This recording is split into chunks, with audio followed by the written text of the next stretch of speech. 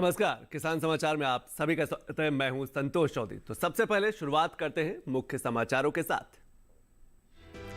Cabinet की बैठक में फूड प्रोसेसिंग को लेकर अहम फैसला। बुधवार को केंद्रीय कैबिनेट की बैठक में फूड प्रोसेसिंग यानी कि खाद्य प्रसंस्करण क्षेत्र के लिए लगभग 10,900 करोड़ रुपए की सब्सिडी देने का निर्णय। इसे PLI यानी कि उत्पाद लिंक प्रोत्साहन योजना के तहत मिली मंजूरी।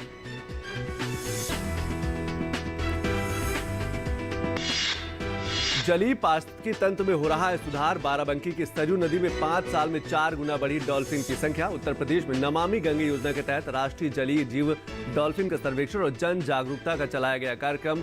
सर्वेक्षण का उद्देश्य जलीय जीवों को संरक्षण देना।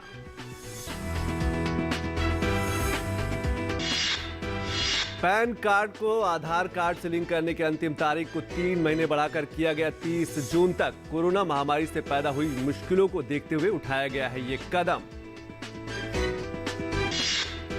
और हरियाणा में आज यानी कि 1 अप्रैल से रबी सीजन खरीद की हुई शुरुआत। हरियाणा सरकार ने सभी अधिकारियों को दिया निर्देश, खरीदी और भुगतान में ना हो देरी।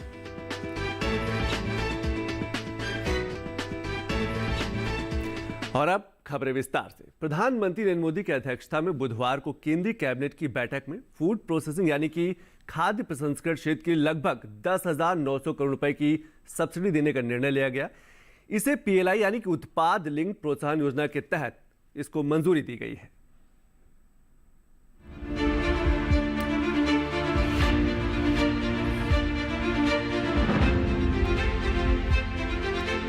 बुधवार को प्रधानमंत्री की अध्यक्षता में केंद्रीय कैबिनेट की बैठक में खाद्य प्रसंस्करण क्षेत्र के लिए प्रोडक्शन लिंक प्रोत्साहन योजना को मंजूरी दी गई है।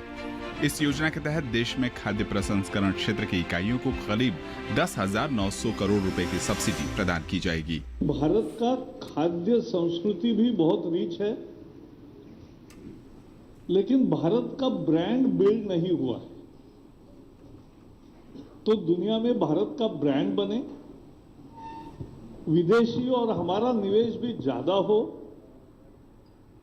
उसके साथ साथ एक रोजगार की नई संभावनाएं बहुत तैयार हो और मूल किसानों को लाभकारी मूल्य मिले। इस योजना को हितधारकों के साथ बातचीत और विमर्श के बाद तैयार किया गया है। इस योजना में रागी जैसे स्थानीय खाद्य फसलों को भी जोड़ा गया है। एक अनुमान के मुताबिक इस योजना से करीब 2.5 लाख युवाओं को रोजगार का मौका भी मिलेगा। अगले 6 साल की स्कीम है ये, उसमें हम ये 10,900 करोड़ जो इंसेंटिव देंगे, अकेले इससे 2.5 लाख लोगों को अधिक रोजगार के अवसर हमारे युवा युवतियों को मिलेंगे। अब आप अंदाजा लगाइए, एक बार जब इकोसिस्टम फूड प्रोसेसिंग का तेज गति से बढ़ता है तो इंसेंटिव के बाहर भी बहुत लोगों को उत्साह आता है कि वो भी अब इस क्षेत्र में निवेश करें। इस मौके पर पीयूष गोयल ने कहा कि केंद्र सरकार की ओर से लाए गए 3 कृषि कानूनों को लेकर कुछ लोगों ने किसानों को भ्रमित करने की कोशिश की है और एक नेगेटिव माहौल बनाने की कोशिश की, लेकिन आज देश के किसान समझ गए हैं कि नए कानून उनके लिए सिर्फ एक विकल्प है। किसानों के जो विकल्प आज के दिन उनके पास मौजूद है, जो ऑप्शंस हैं, उसको पूरी तरीके से बरकरार रखते हुए क्या हम कोई और विकल्प दे सकते हैं जिससे किसानों का आमदनी भी बढ़े, रोजगार के अवसर भी बढ़े, विशेष तौर पे निवेश हो। देश विदेश की तमाम कंपनियों को भारत में सामान बनाने के लिए आकर्षित करने के मद्देनजर सरकार ने प्रोडक्शन लिंक इंसेंटिव स्कीम शुरुआत की है। PLI स्कीम के तहत केंद्र सरकार अगले 5 साल के दौरान विभिन्न क्षेत्रों में देश में सामान निर्मित करने वाली कंपनियों और इकाइयों को 1.46 लाख करोड़ रुपए का प्रोत्साहन पैकेज देने जा रही है। सुधीर यादव की रिपोर्ट, DD न्यूज। और पैन कार्ड को आधार कार्ड से लिंक करने की जो अंतिम तारीख को 3 महीने बढ़ाकर 30 जून तक कर दिया गया है। ये कदम कोरोना महामारी से पैदा हुई मुश्किलों को देखते हुए उठाया गया है। और कोरोना के इस दौर में जब लंबे लॉकडाउन के बाद प्राथमिक स्कूल खुले तो राज्य सरकारों के सामने चुनौती थी कि कैसे बच्चों को इतने अंतराल के बाद स्कूल से जोड़ा जाए, कैसे ड्रॉप आउट की जो समस्या है उसको कम किया जाए, कोरोना दिशा निर्देशों का पालन करके शिक्षा को सुचारू रूप से कैसे आगे बढ़ाया जाए। इसीलिए उत्तर प्रदेश की योगी सरकार ने शुरू किया प्रेरणा ज्ञानोत्सव कार्यक्रम, ताकि आने वाले दिनों में कैसे चलेंगे स्कूल, कैसे कोरोना के दौर से निपटा जा सके, कैसे शिक्षकों को अनुशासन के साथ स्कूल और शिक्षा से जोड़ा जाए, इसीलिए प्रदेश के सभी ब्लॉक में कुछ ऐसे कार्यक्रम का आयोजन किया गया। पेश है खास रिपोर्ट। मिशन प्रेरणा के तहत उत्तर प्रदेश के सभी जिलों के सभी ब्लॉकों में प्रेरणा ज्ञानोत्सव का आयोजन किया गया। ऐसा ही कार्यक्रम उत्तर प्रदेश के रायबरेली जिले के राही ब्लॉक में हुआ। योगी सरकार लगातार प्रेरणा महोत्सव के माध्यम से इस बात के लिए अभिभावकों और बच्चों को प्रेरित कर रही है ताकि बच्चे अधिक से अधिक संख्या में स्कूल आएं और बच्चों का जो ड्रॉप आउट है उसमें कमी आए। 100 दिन का प्रोग्राम है जिसमें ग्रामीण क्षेत्रों में जाके शिक्षा चौपाल लगाई जाएगी।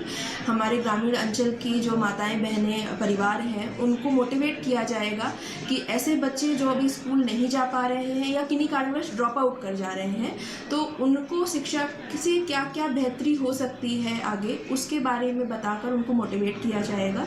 इससे बिल्कुल मुझे पूरा विश्वास है कि लोगों को मोटिवेशन मिलेगा और वो अपने बच्चों को यहाँ पर भेजेंगे। ग्रामीण बच्चे अक्सर बीच में ही पढ़ाई छोड़ देते हैं और घर के कामों में लग जाते हैं, इसीलिए प्रेरणा महोत्सव में अभिभावकों को भी जागरूक किया गया। स्कूलों में शिक्षारत बच्चों को मुख्यधारा से जोड़कर उनकी दक्षता को बढ़ाने का प्रयास किया जाएगा। परिषदीय स्कूलों में कक्षा 5 तक के बच्चों के लिए आधारभूत लर्निंग कौशल पर विशेष ध्यान केंद्रित किया जाएगा। प्रेरणा लक्ष्य के लिए पहले से भी हमारे सभी विद्यालयों में प्रेरणा लक्ष्य जो भाषा और गणित का दिया गया है उस पे काम चल रहा है। सभी शिक्षकों को कह दिया गया है कि वो प्रेरणा लक्ष्य हासिल करेंगे जिससे प्रेरक विद्यालय बनेगा। प्रेरक विद्यालय बनेगा तो प्रेरक विकास खंड बनेगा। उसी को लक्ष्य के लेकर के जो हमारे महानिदेशक महोदय का निर्देश है उसमें कार्य कराया गया है और कराया जा रहा है। प्रेरणा लक्ष्य में साथ साथ कायाकल्प में जो काम कराया जा रहा है, जो निर्देश है कि सभी विद्यालयों को 14 मूलभूत अवस्थापना सुविधाओं से संतृप्त कर लिया जाए। कोरोना महामारी के चलते 11 माह से स्कूलों के बंद रहने से बच्चों की दक्षताओं पर प्रतिकूल प्रभाव पड़ा है। अब स्कूल खुले हैं तो एक बार फिर से इन बच्चों को मुख्यधारा से जोड़ने की तैयारी शुरू हो गई है। 100 दिन का विशेष अभियान प्रेरणा ज्ञानोत्सव इसी कड़ी का हिस्सा है। बेसिक शिक्षा में देखिए हॉट कुक का भी प्राविधान है। कई इस तरह की चीज़ें दी जा रही हैं, यूनिफॉर्म, ड्रेसेस और जो भी बुक्स वगैरह हैं वो भी फ्री में उन लोगों को अवेलेबल कराई जा रही हैं कि ताकि जितना कम रिसोर्सेज में कोई एक बच्चा हमारी एजुकेशन सिस्टम से जुड़ सके और आगे आने वाले समय में कोई एक वोकेशन करके, जैसे अभी आपने पहले कहा था कि रोजगार परक शिक्षा होना बहुत आवश्यक है, तो उसी तरह का प्रयास है। प्रेरणा ज्ञानोत्सव अभियान के अंतर्गत 100 दिन बाद समस्त बच्चों का अंतिम आकलन होगा। शिक्षा चौपाल का आयोजन करके प्रेरणा लक्ष्य एवं प्रेरणा तालिका मॉड्यूल्स पर चर्चा होगी। कोरोना से हुए शिक्षा के नुकसान की भरपाई करने का प्रयास होगा, पर चुनौतियां अभी भी बहुत हैं। संतोष चौधरी की रिपोर्ट, डीडी न्यूज, दिल्ली। और अब हम बात करेंगे पारिस्थितिकी तंत्र की। जब हम स्वच्छता अभियान की बात करते हैं तो इसके दूरगामी परिणाम भी सामने आ रहे हैं। इसका असर पारिस्थितिकी तंत्र पर भी देखने को साफ तौर पर मिल रहा है। नदियों का पानी साफ हो रहा है तो जलीय जीवों को भी उनकी भी बढ़ोतरी हो रही है। ऐसा ही उत्तर प्रदेश वन एवं वन्यजीव विभाग और टर्टल सर्वाइवल अलायंस यानी कि TSA ने नमामि गंगे योजना के तहत राष्ट्रीय जलीय जीव डॉल्फिन का सर्वेक्षण किया और जन जागरूकता कार्यक्रम की शुरुआत की है। इसका उद्देश्य है कि डॉल्फिन और वन जीवन को बचाना और यह भी पता करना कि कितनी बढ़ोतरी हुई है। पेश है खास रिपोर्ट। दुनिया की सबसे बुद्धिमान जलीय जीव कहे जाने वाली डॉल्फिन का कुनबा बाराबंकी जिले के सरयू नदी में लगातार बढ़ता जा रहा है। 5 साल पहले किए गए सर्वेक्षण में डॉल्फिन की संख्या में 4 गुना बढ़ोतरी हुई है। इसकी मौजूदा स्थिति जानने के लिए उत्तर प्रदेश वन एवं वन्यजीव विभाग और टर्टल सर्वाइवल अलायंस ने नमामि गंगे योजना के तहत राष्ट्रीय जलीय जीव डॉल्फिन का सर्वेक्षण और जन जागरूकता कार्यक्रम शुरू किया है। सर्वेक्षण का उद्देश्य डॉल्फिन और वन्य जीवन को समझने के अतिरिक्त घड़ियाल एवं कछुओं के संरक्षण प्रबंधन में अहम भूमिका अदा करना है। सरयू नदी में डॉल्फिन के साथ साथ घड़ियाल, मगरमच्छ, कछुए और विभिन्न प्रकार के जलचरों के लिए ये नदी जानी जाती है। सरयू का पानी मीठा है, साफ है और शुद्ध होने के कारण यहाँ पिछले कुछ सालों में डॉल्फिन के साथ घड़ियाल, मगरमच्छ, कछुओं का कुनबा बढ़ा है। तो 2015 में एक बार ये सर्वेक्षण कार्य किया गया था, TSA द्वारा ही किया गया था। उस बार से लेकर के इस समय जो गणना हो रही है इसमें जो डॉल्फिन हैं उनकी संख्या बहुत ज़्यादा बड़ी मात्रा में दिखाई दे रही है। मतलब उनके सर्वेक्षण पर विशेष ध्यान दिया गया है और उनका संरक्षण भी बेहतर तरीके से हो रहा है। दूसरी बात यह है कि डॉल्फिन के साथ साथ जो टर्टल्स हैं, जो हमारे और जल जीव हैं जैसे कि घड़ियाल हैं, मगर हैं, उन सब पर भी ये लोग अपना सर्वेक्षण कर रहे हैं, उनका भी सर्वेक्षण करके एक रिपोर्ट देंगे।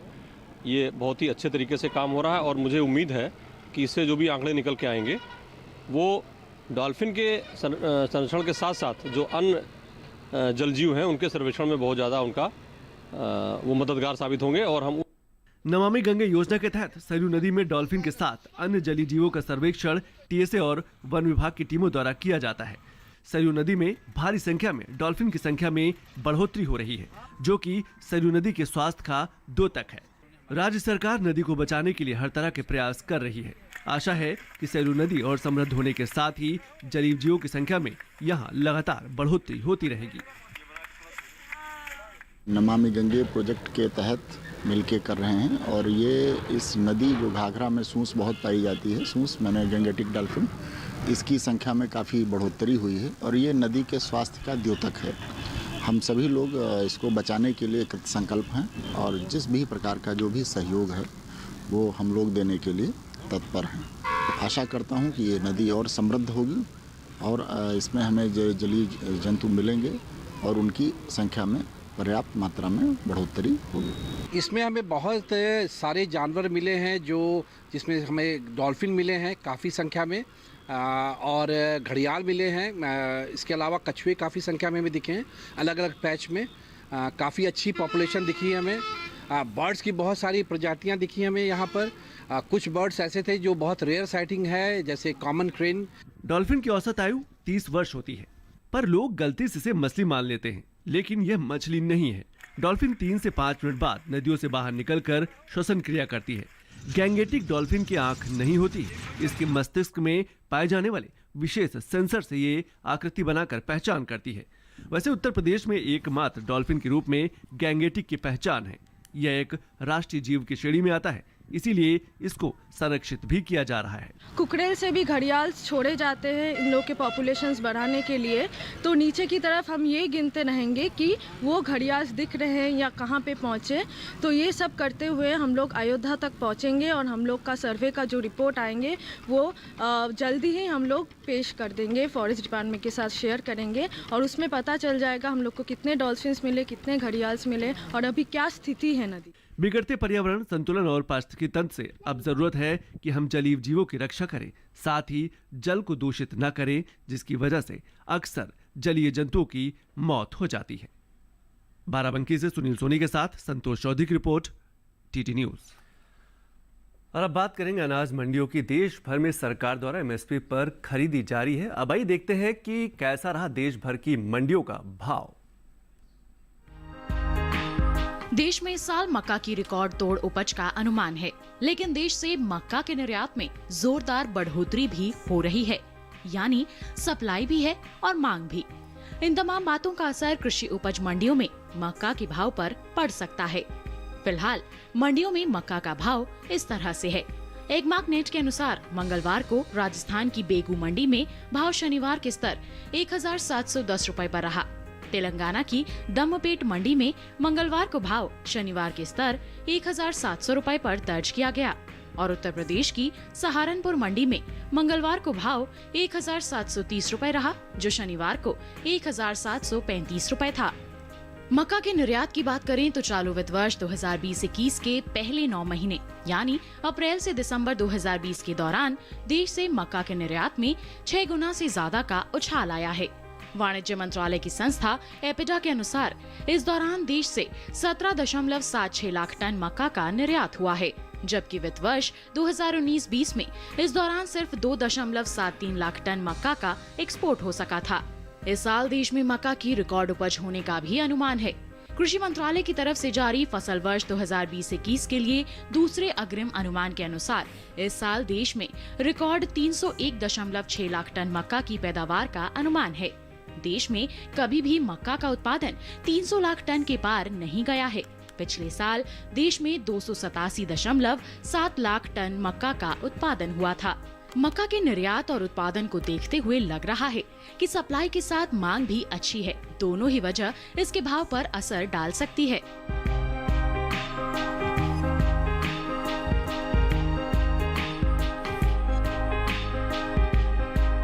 ग्वार सीड से निकलने वाले ग्वार गम के निर्यात में इस साल भारी गिरावट आई है। और देश में सबसे ज्यादा ग्वार सीड पैदा करने वाले राज्य राजस्थान में इस साल उपज भी पिछले साल से अधिक है।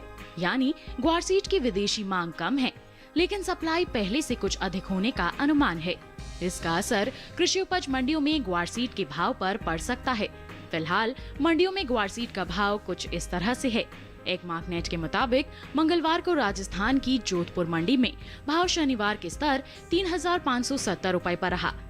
ग्वारगम के निर्यात की बात करें तो चालू वित्त वर्ष 2020-21 के पहले 9 महीने यानी अप्रैल से दिसंबर 2020 के दौरान देश से निर्यात 45% घटा है।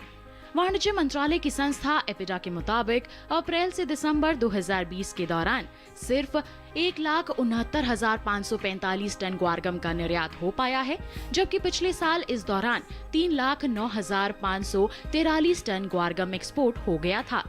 राजस्थान देश में सबसे ज्यादा ग्वार सीड पैदा करने वाला राज्य है और इस साल वहां पर ग्वार सीड की उपज भी पिछले साल से अधिक अनुमानित है।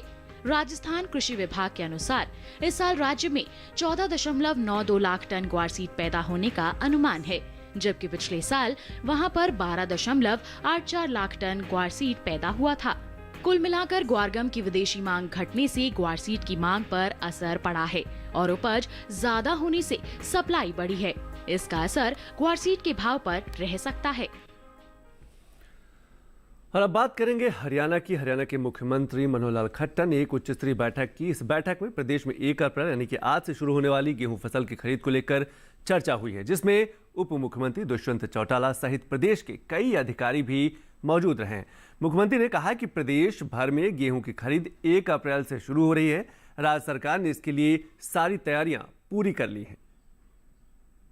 1 तारीख को प्रोक्योरमेंट शुरू हो जाएगी और प्रोक्योरमेंट का भी सिस्टम सारे ठीक से बन गए हैं। सभी मंडियों में जो हमारा इंफ्रास्ट्रक्चर है, जो भी आवश्यकताएं हैं, वो सब कंप्लीट कर दी गई हैं और कल 1 तारीख से मुख्य रूप से गेहूं की ही प्रोक्योरमेंट इस बार ज़्यादा होगी, क्योंकि पिछले वर्षों में सरसों भी होती थी, लेकिन इस बार सरसों चूँकि MSP से मार्केट रेट काफ़ी ऊपर चल रहा है, इसलिए प्राइवेट खरीद ही उसमें हो रही है। सरकारी खरीद उसमें नहीं हो पा रही अभी, लेकिन रेट अगर आएगा ठीक तो सरकारी खरीद करेंगे, अन्यथा जो प्राइवेट खरीद हो रही है उसी में हमारी जितनी आवश्यकताएं होंगी फिर उसी में से हम पूरा करेंगे। इसके साथ मुख्यमंत्री मनोहर खट्टर ने यह भी कहा कि खरीद का पैसा सीधा किसानों के खाते में जाएगा। फसल खरीद पर देरी से भुगतान होने पर किसानों को 9% ब्याज दिया जाएगा। 72 घंटे के बाद अगर डिले होता है तो फिर इंटरेस्ट देंगे हम 9% का।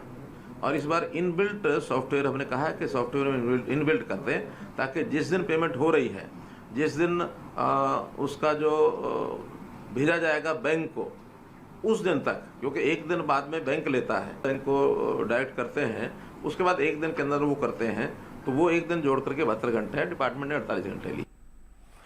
तो हरियाणा सरकार ने जो निर्णय लिया है कि 1 अप्रैल 2021 से शुरू होने वाली रबी सीजन 2021-22 के दौरान किसानों को किए जाने वाले भुगतान में किसी प्रकार की देरी नहीं होनी चाहिए। यदि भुगतान में देरी होती है तो लगभग 9% ब्याज के साथ भुगतान किया जाएगा। ये भुगतान किसानों के सत्यापित बैंक खातों में सीधे जाएगा, जिसका प्रदेश भर के किसानों ने स्वागत किया है।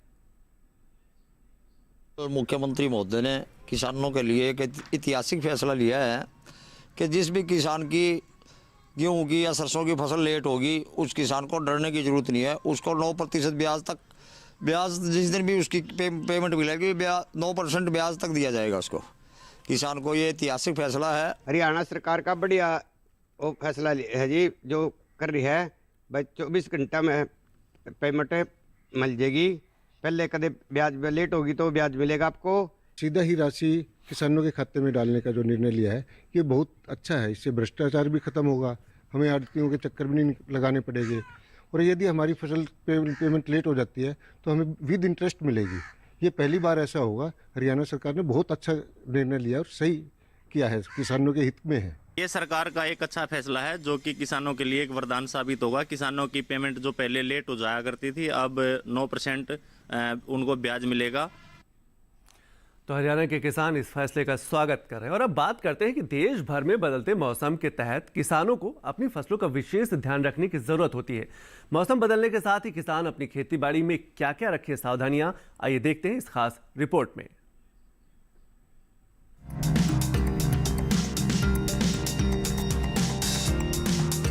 मौसम को ध्यान में रखते हुए जम्मू कश्मीर के किसान ग्रीष्मकालीन सब्जियों की बुआई कर लें।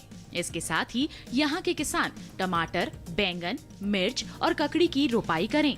जम्मू कश्मीर में मूंग और उड़द की बुआई कर लें। वहीं उत्तराखंड के किसान भी टमाटर, बैंगन, मिर्च और शिमला मिर्च की बुआई जारी रखें। राजस्थान की बात करें तो पूर्वी राजस्थान के किसान मूंग और उड़द की बुआई पूरी कर लें। इसके साथ ही यहाँ के किसान गेहूं और जौ की कटाई जारी रखें। पूर्वी राजस्थान में जीरा और धनिया की कटाई भी करते रहें। यहाँ के किसान ग्रीष्मकालीन भिंडी की बुआई भी पूरी कर लें। वहीं पंजाब के किसान मूंग की बुआई जारी रखें। इसके साथ ही पंजाब में गन्ने की रोपाई कर लें। यहाँ के किसान मिर्च, बैंगन और शिमला मिर्च की रोपाई का काम भी पूरा कर लें। वहीं हरियाणा के किसान टमाटर की रोपाई का काम करें। इसके साथ ही हरियाणा के किसान खीरा और अन्य ग्रीष्मकालीन सब्जियों की बुआई करें। हरियाणा के पूर्वी क्षेत्र में गन्ने की रोपाई कर सकते हैं किसान, साथ ही मूंग की बुआई भी करते रहें। इसके अलावा हरियाणा के किसान अभी के समय सरसों की कटाई कर लें। कटी उपज को सुरक्षित स्थान पर ही रखें ताकि फसल को किसी प्रकार का नुकसान न पहुंचे।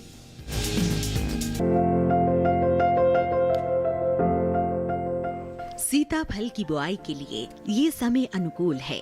इसे साल में 2 बार फरवरी मार्च और फिर जून जुलाई में बोया जाता है। सीताफल की खेती उत्तर प्रदेश, छत्तीसगढ़, बिहार, असम, पश्चिम बंगाल, तमिलनाडु, कर्नाटक, आंध्र प्रदेश, महाराष्ट्र, मध्य प्रदेश और ओडिशा में मुख्य रूप से की जाती है।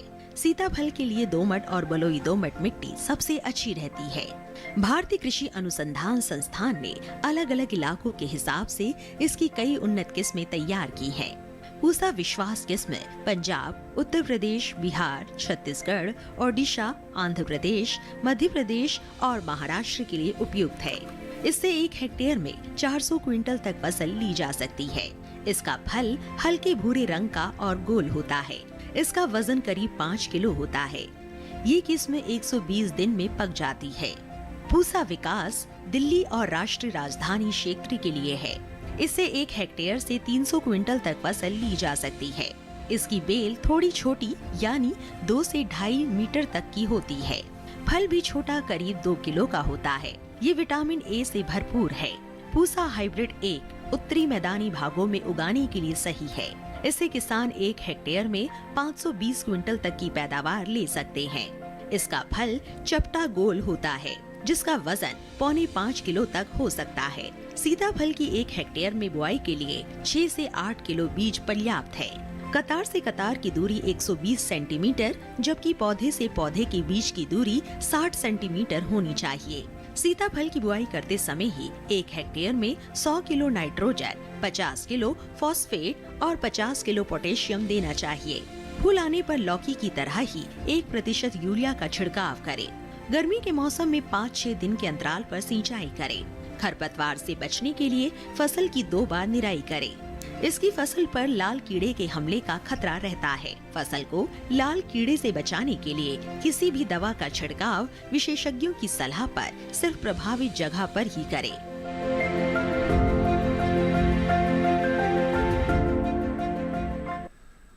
और अंत में मुख्य समाचारों पर एक बार फिर से नजर। कैबिनेट की बैठक में फूड प्रोसेसिंग को लेकर हुआ अहम फैसला। बुधवार को केंद्रीय कैबिनेट की बैठक में फूड प्रोसेसिंग यानी कि खाद्य प्रसंस्करण क्षेत्र के लिए लगभग 10,900 करोड़ रुपए की सब्सिडी देने का निर्णय। इसे PLI यानी कि उत्पाद लिंक प्रोत्साहन योजना के तहत मिली मंजूरी।